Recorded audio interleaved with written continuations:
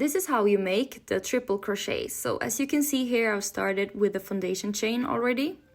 And what I will start doing is to wrap the yarn 2 times over my hook. And you should have 3 loops on your hook. Then I will find a 3rd loop in the chain stitches and insert my hook in the stitch. Grab yarn and pull through. You should have 4 loops on your hook right now. And you will grab yarn again and pull through 2. You should now have 3 loops on your hook. You will grab yarn and pull through 2. Now you should have 2 loops on your hook, grab yarn and pull through the last 2. And this is our first triple crochet. And we will do it again.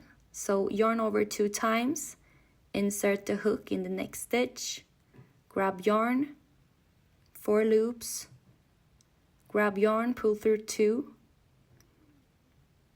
grab yarn, pull through 2, and last but not least, grab yarn and pull through the last 2.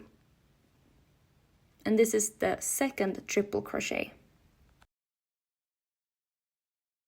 Now we're going to turn our project, and before that we will chain 3 because of the height of the triple crochet, and this will act as the first stitch of the new row.